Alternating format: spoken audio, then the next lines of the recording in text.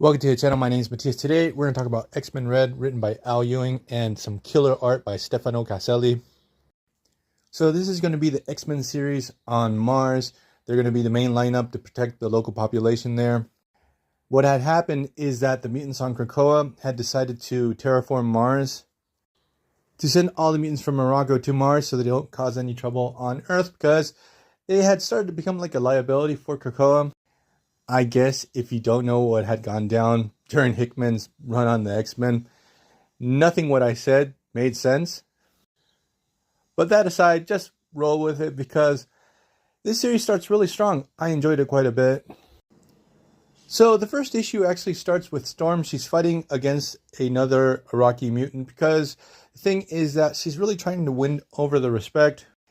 They are a very warlike race, and she had been challenged to this duel, this fight to the death. Because the thing is that Storm is considered to be the regent, the leader of planet Arago.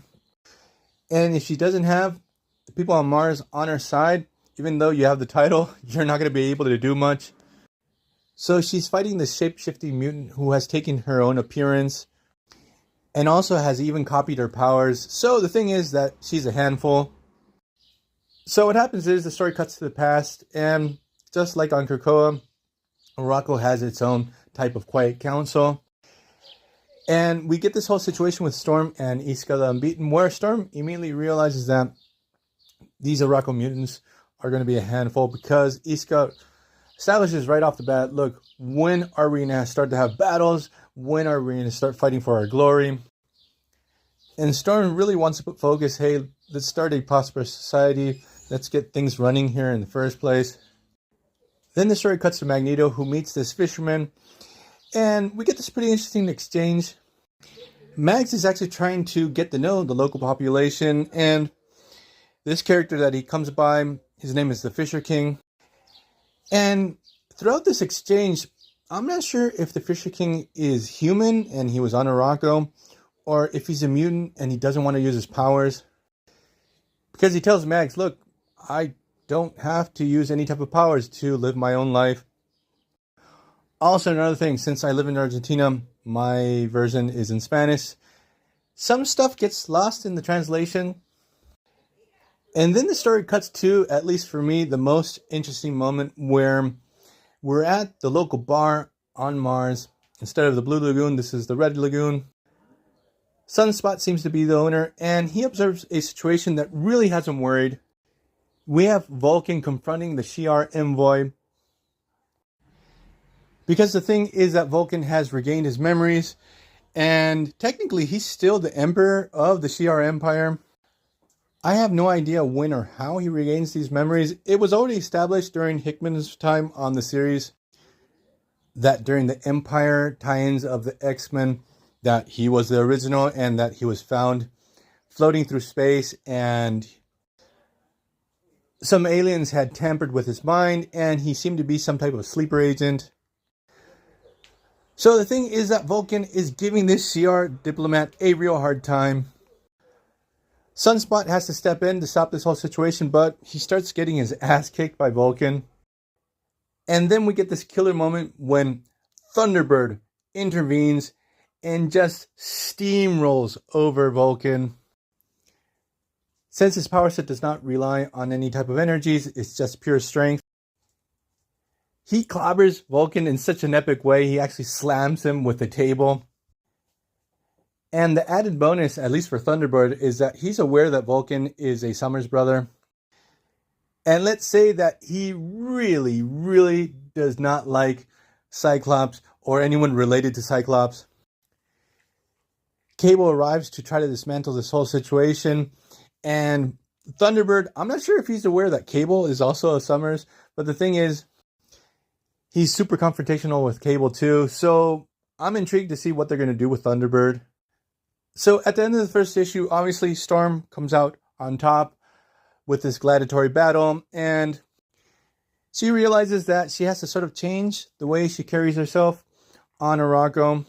She's going to bring back some of her street savvy and smarts. And she even brings back her old school mohawk. So issue 2 starts, and we get the confirmation of the fact that Petra and Sway, who are always hanging out with Vulcan in the early days of the Hickman run, were not actually real, and he's being confronted by Cyclops and Xavier because I think they were brought back after the actions of the Scarlet Witch, that they were able to resurrect mutants prior to the old school cerebrophiles.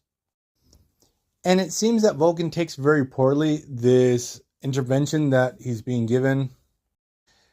So the thing is that Ewing is really setting up the fact that Vulcan is a loose cannon, that he's going to be a liability to everyone.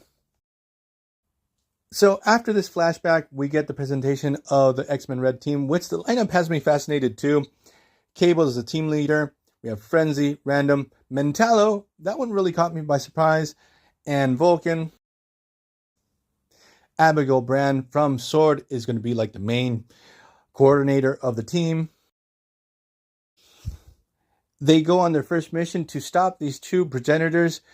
These are like weird celestial type of characters that I don't know too much about. The thing is that they're basically leveling this Arakan town. Cable actually gets killed pretty quickly. And the thing is that Vulcan sort of flips out with this whole situation. And the thing is that he auto-proclaims himself to be the Emperor of Arakko and that he's going to save his people. And again, we get another freaking awesome moment where Storm arrives. She puts Vulcan in his place.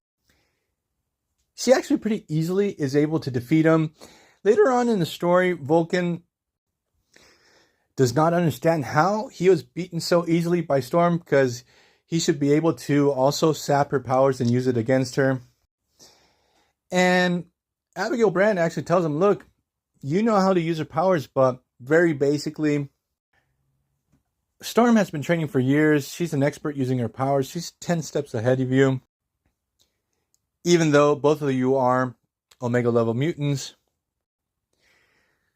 So at the end of the second issue, we get the setup that Abigail Brand sends Vulcan to take down Tarn the Uncaring, who is a really interesting character. We met for the first time in, I think, the Marauders tie-in to the X of Swords.